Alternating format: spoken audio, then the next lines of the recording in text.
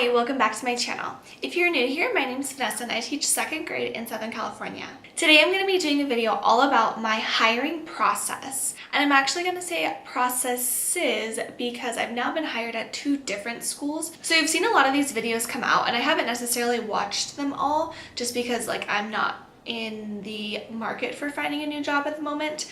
But I do notice that a lot of the times when I do watch them, they are not similar to the way that I was hired. So I figured I would go ahead and do my hiring process just in case yours is anything like mine was. And then you'll have some idea of what it's going to be like going into it. So to start it off, I attended a credential program after I got my bachelor's degree, and it was a 1.5 or so year program. And I finished my program in December.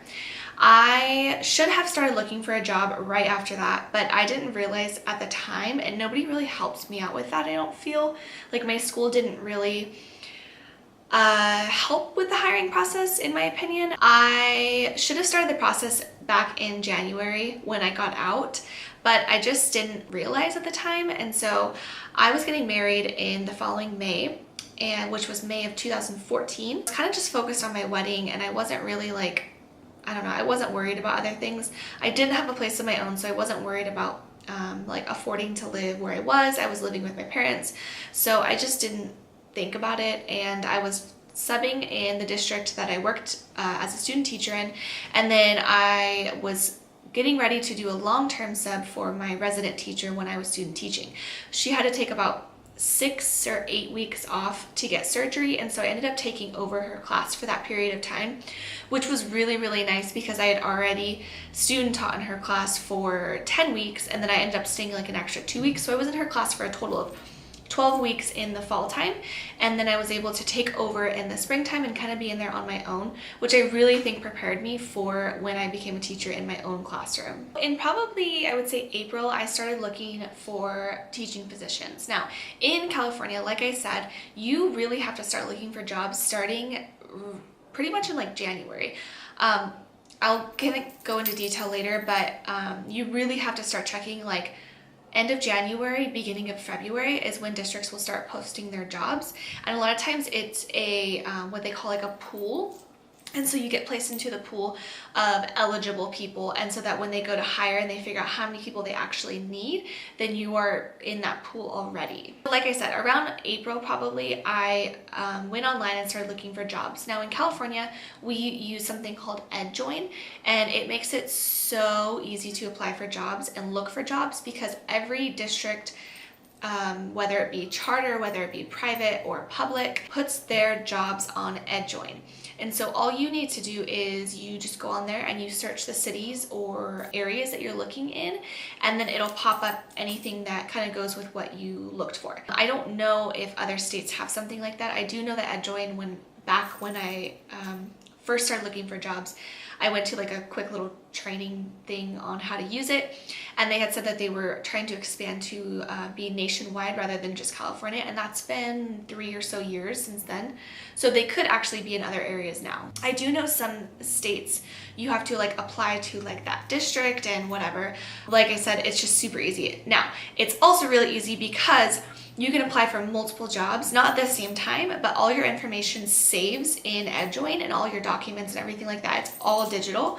So when you go to apply, so say you want to apply in this district for, a K through 2 position, I don't know. You would click it and then it will autofill all of your information. And then some districts do require different things. I know some districts will have you answer questions about yourself. Some districts is as easy as just applying for any other job. And then at the end, they will have requirements for different documents that they need. And so that might be your transcripts. It could be letters of recommendation. It could be different testing and to show that you've passed the assessments. Here in California, we do the CSET and the CBEST. So you might have to show proof that you've passed that. Just different things like that. And then you can already keep and your letter of intent, not letter of intent, but the cover letter that's showing that like you're applying for that district. So you can upload all of that to EdJoin, and then it'll automatically just stay on there, and then you can kind of just click what you need, because every district is slightly different with their requirements when you're applying. Once you have actually applied, you can go in there and you can see whether or not the district has viewed your application. So if it says that it hasn't been viewed, I don't remember the wording that they use exactly, but it'll say that it hasn't been viewed yet, and you'll know that the district has never even looked at it. And so I still have some that I applied to like 3 years ago that were never opened, which is kind of a bummer, but at the same time, I mean, it is what it is, and I'm sure that they get tons and tons of applications, and it's just kind of the way the cookie crumbles. When I got my first job, like I said, I had applied around April time. I was applying in a bunch of different districts. I can't even tell you how many, but there was not very many jobs available. By the time April came, there wasn't much left because people like had already filled the pools, and at that time it was 2014, and it was still a hard time for teachers to find jobs here in California. So I did graduate kind of at a tricky time for finding a job. They were still not necessarily laying people off, but they were not hiring really. I think I had 2 interviews total, and both of them were not group interviews with like other people, but there was a panel. There was a panel there, and both of them I got like a no-go back. I think that a lot of times they were looking for people who already had experience, and I obviously didn't. I was still just fresh out of school. Each time I go to an interview though, I would bring my portfolio. Now my portfolio, I got this at like Staples, and they have them everywhere, and inside it's just like a leather folder type thing, and then inside is a bunch of different rings, which I've actually broken 2 of them because when I first got it, I could not figure out how to open the things, and then it came with the sheet protectors that go in there. So let me tell you though, my portfolio did not look like this when I was first looking for jobs. Like when I was fresh out of school, it looked nothing like this. Most of my stuff, I just threw a picture on a Word document and I put like a caption next to it of what I was describing. None of it was from my own classroom because I hadn't had my own classroom. Most of it was stuff that it was just from my resident teacher's classroom, and it was me saying more like, this is the way I plan on doing it, this is the way I would like for my classroom to look like, kind of thing. I didn't have that many pictures, but I do know that portfolio, or when people look at portfolios, they love to see pictures because they're not going to sit here and like read through everything in here. Like everything that's in your portfolio is not going to get read. Like just know that from the start.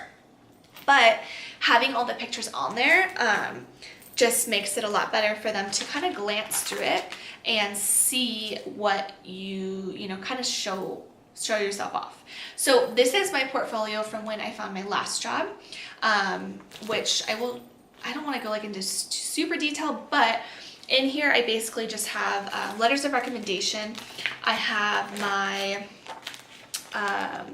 like relevant courses, the grades that I got, and then all of these pages are different like categories. So this one is classroom management, and I just took a picture of my class dojo, and then I basically describe my classroom management.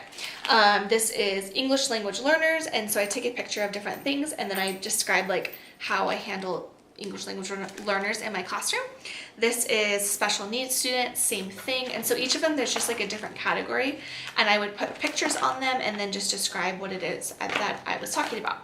I also included, this page was all about Writer's Workshop, and so I included a writing sample from one of my students and the way that I grade their work. And each of those,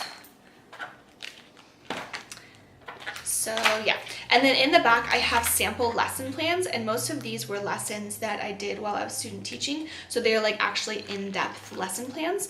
I just kept the ones from student teaching, even though I had taught for 2 years after, or when I had made this specific portfolio, I still just kept the ones from then just because they didn't have dates on them, and I just felt like they were good lessons and they weren't going to read them anyway, really. And then I did include my what are these, my evaluations from when I was student teaching. My old school, I never got any evaluations, which, another story. Yeah, I don't have any evaluations from my old school, and so I would have included those, but I just didn't have any because they didn't do evaluations in that way. When I got my first, not my first interview, when I got I believe it was my third interview that I had done. It was July, like the end of July. I want to say the date was actually like July 25th. Like it was the end of July. And I got a call to come for an interview for a charter school. And I looked up the charter school, and it was in a town that was just nearby, so it was pretty close to where I lived. And I didn't really find much information about it. Their website didn't have much on it.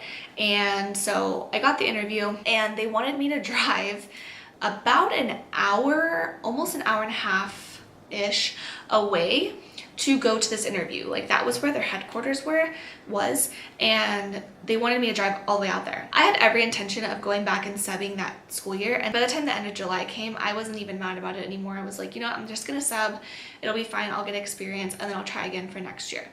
So they asked me to drive all that way, and I said, okay, well, you know what, it's good interview practice. Like if you ever get an interview, never turn it down, even if you think you don't want the job, because it is always great interview practice.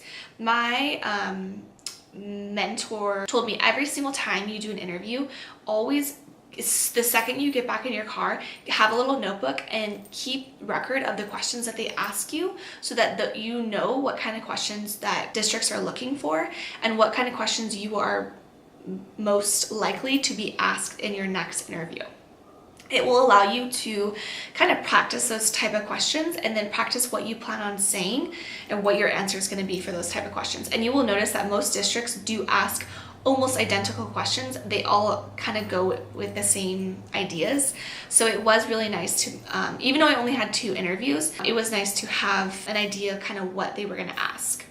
So I decided to just get the interview practice and go ahead and just go up to this city, which was a really crummy drive. Like it not only was an hour away, but it was like kind of a crummy drive to get there. I decided to go. It was in like the middle of the day, and I love coffee, and I had my coffee in the car, of course, because I always like to just sip on coffee while I'm driving. Spilled coffee all on my white blouse.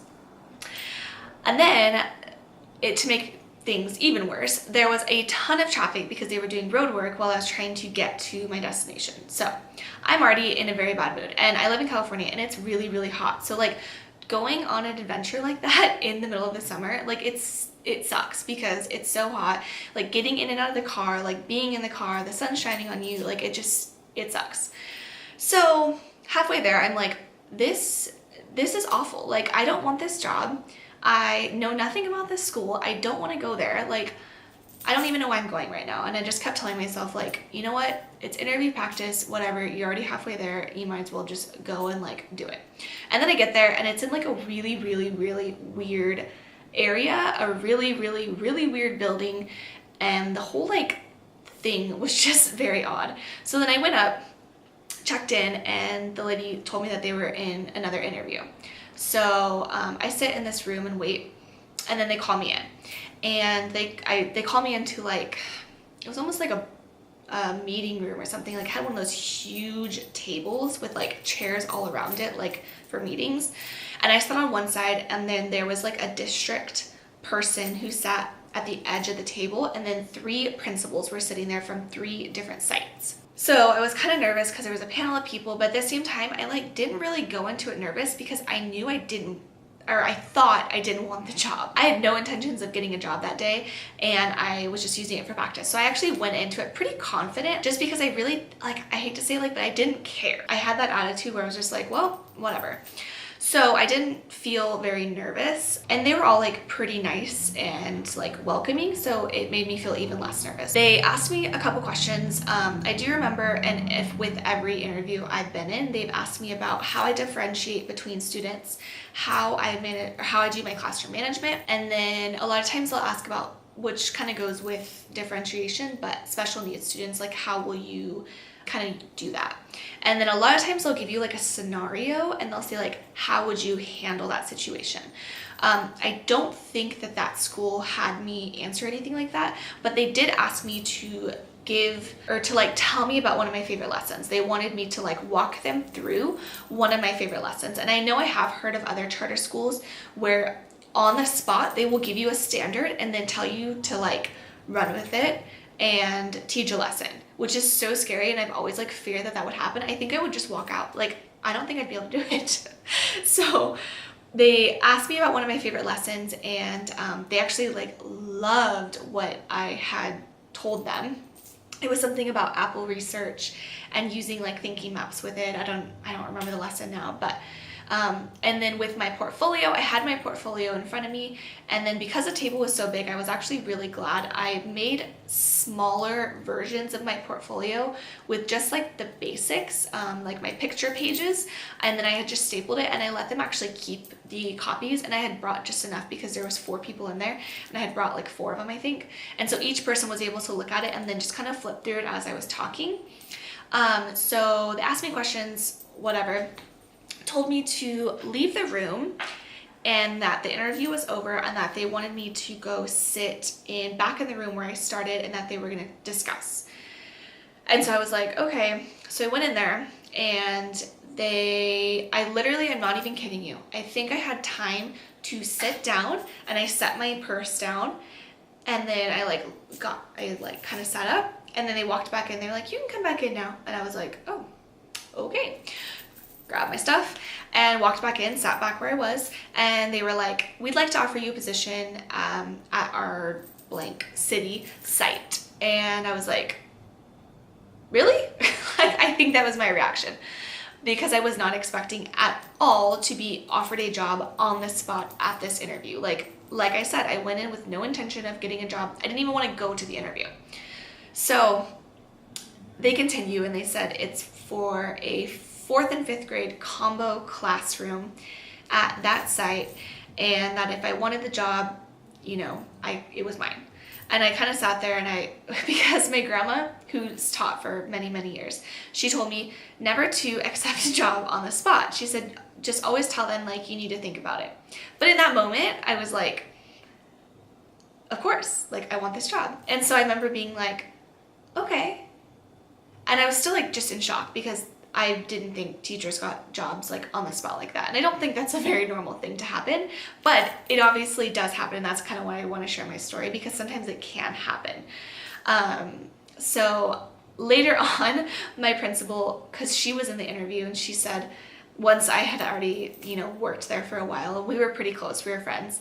And she said, when you had your interview, you like never really accepted the job. Like you just kind of sat there, and you never really said yes. Like you left that day, and we were all like, so did she want it?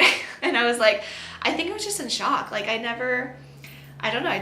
That wasn't what I expected to hear. So moral of the story, I did accept the position. It was kind of like, I wanted it because I wanted a teaching job, but I did not have any desire to teach a 4-5 combo. 1, I don't want to teach 4th grade. 2, I didn't want to teach 5th grade. And 3, I didn't want to teach a combo class. But I took the job and just hoped for the best, because that was what was offered to me. And then I hoped that, the following year, maybe I could get something in a different grade, which did happen. And it was a tough year, but I made it through, and it's over with now. So I think that's one piece of advice I have for you, is that if you're offered a position that isn't necessarily the one that you're looking for, unless you have a bunch of offers or it's a time where it's like super easy to get a job, I would honestly just say take it, because a lot of times you're able to move around later on, and you might have to stick it out for a year, but you may stick it out for a year and decide that you really like that grade or that level, or whatever the case may be. So I really highly recommend just taking the job, even though it's something that may be out of your comfort zone. So after that, this is gonna be a really long video, wow. After that, I worked there for 2 years, and because it was a charter schools in California tend to be a little bit sticky, I guess would be the word. My school was basically was shutting down.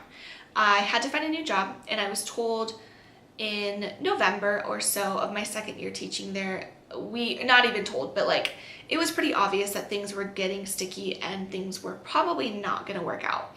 Come January, I decided I wasn't even going to try and wait to see if it stuck out, because if I waited until April, I probably wasn't going to have a job for the following year. So starting in January, I did start looking around for a new job. I checked EdJoin every single day for weeks. I would apply to every single job that was basically within 40 minutes of my house because I was willing to drive that far to get a job. I started getting really, really worried when I had not found a job yet.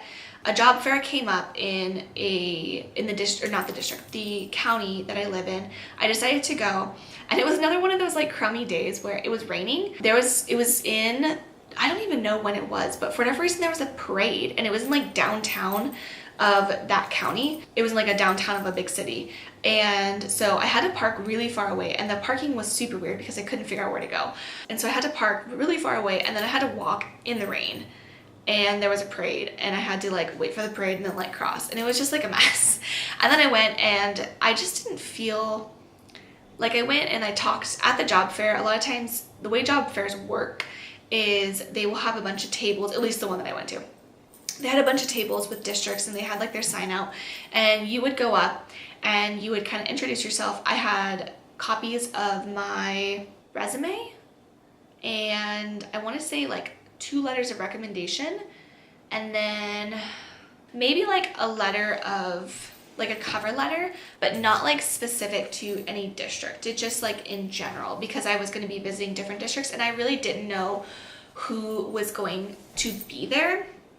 So I went there, talked to some districts. I didn't feel like I was gonna get a job out of any of them. Like, none of them were super interested. There were so many people there. There were so many people talking to these districts, and a lot of them didn't even know if they were gonna have positions open. Like, at that time, they still had no, I'm just gonna get comfortable. At that time, they still didn't know how many teachers that they were gonna be needing. I wanna say the job fair was in March, something like that. There was a couple districts that I had already applied for. I talked to them, whatever. There was one district that sounded really interested. I never ended up hearing back from them. And then there were some districts where you could put your name down, and they would I guess contact you later. I had one, I think, maybe 2 later on, but one district contacted me within, I think, like a week of the job fair, and they said that, you know, I had put my name on their list and that if I was interested, to let them know. So I said yes, because the city was about 25 minutes from my house. Super easy drive, not bad at all, and I didn't really know much about the district. So I said yes, that I would be willing, and they emailed me back and said that my interview would be a classroom demo. And I about fell over, because not only was I gonna have to, it wasn't even that I was nervous about that, but I was like, wait, you want me to go into a classroom and teach, and that's what you want to see? You don't want to talk to me? And then I was like, wait, is there actually gonna be kids in this classroom? Or and I think at first when I said I fell over was because I thought I was gonna be giving a lesson to the adults in the room, and that's scary. Giving a lesson to adults is way more scary than giving a lesson to children. Turns out it was for a 2nd grade class, and I got that cleared up. So they gave me a standard. They gave me a kind of just a quick snippet of what they wanted to see. They wanted to see me do main idea and details with a 2nd grade classroom. So I spent many, many days planning out my lesson, planning what I was going to be doing. And then the day came that I was going to go do my demo lesson. I was super nervous while doing it because it wasn't a real classroom. It was in a real classroom, and there was 30-ish kids in that class, and then the principal, the vice principal, the reading intervention teacher, and then that classroom's teacher were all sitting in the back table just watching me do it. Now, the hard part was that they only gave you 20 minutes. They said, you have this lesson to teach and you have 20 minutes to do it. You can't teach anything in 20 minutes, especially not main idea and details, because main idea is a very hard topic, and trying to get that done in 20 minutes was nearly impossible. So I did go over on my time, but I tried to fit in as much as I could in that 20 minutes. And then they kind of just gave me a warning beforehand of when my time was getting ready to be up. And then that night, one of the teachers that I had put on my references called me and said, hey, you know, X district just called me. I just wanted to let you know, like, they asked for a reference, just so you know that they were like looking. And I was like, wait, that's the district that I had interviewed at today for my demo. And I thought they must have liked it. And then when the principal, when she walked me out back to the gate, I had said, you know, how long do you think it would take? And she said, you know, give it like a week or so and you'll hear back. And then the next step would be a collaboration, like PLC style interview. And I was like, okay, so now you made me do a classroom lesson and then now you want me to do a PLC with other teachers. Okay. So that evening, I actually ended up, like, right after that teacher had let me know that they had called her, I'm not even kidding you, like 5 minutes later, my phone rings and I answer, and it was the district calling me, letting me know that I had a position basically set with that district. They still had like logistics of getting me hired, but they wanted to let me know that I did have a spot basically reserved for me if I wanted it. And I was beyond excited. So the district that I happened to get like hired at, that's where I work now, and they paid like the best of any district in the area, which I wasn't even looking for. I hadn't applied for this district, I just happened to find them at the job fair. So I highly recommend going to job fairs, and even if you don't think anything's going to come of it, things do like happen. So after they had already hired me, they still wanted me to come in and do the PLC meeting with a team, with a grade level team, because they wanted to see my collaboration with teachers and with, you know, people, staff members. So they emailed me a set of like data basically from a class. They said it was fake and that it was just stuff that they wanted me to look over and kind of make an action plan as to what I would do for these kids, which was kind of, it was pretty tricky. I wasn't really sure what they expected me or what they wanted me to do. So I just kind of assessed the data, and it was like reading scores and stuff like that, and decided what I would do. And then when I came in, I brought all my stuff, brought some like ideas that I had. I had just had like a little folder of different things, and it was two teachers. It was two teachers, which I know them now. One of them's actually my partner now, but I didn't know at the time. She was the second grade teacher, and then there was a third grade teacher who is the guy who works next to me now. So it was them two, and then our reading intervention teacher. And so we just sat there and we basically just had a conversation about these kids, and they asked me like, hey, what would you do with this kid? Et cetera, et cetera. And then the principal and the vice principal just sat in the back and like watched us collaborate. But at the time, like, I went in there already knowing that I had a position with them.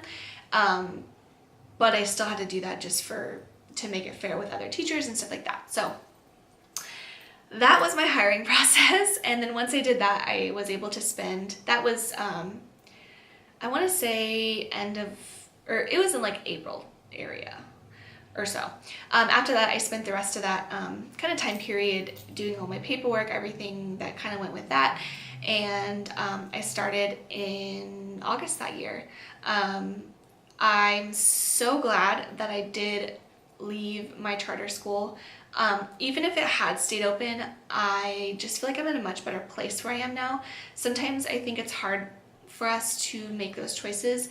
And so this is me trying to encourage you that if you don't love where you are, if you don't absolutely love it every single day, you are probably not in the right place, because I thought that I loved where I was, but I didn't truly love it every single day. I didn't truly love what I did every single day, just because of the way that the school was run, and it just wasn't my style.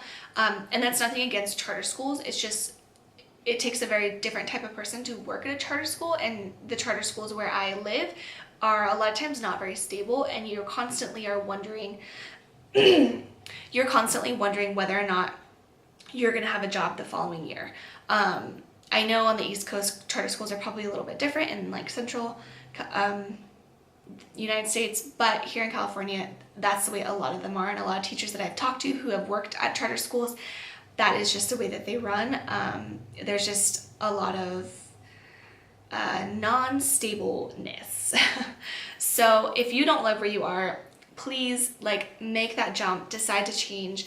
I love where I'm at now, and I am so grateful that I've was able to get a job there.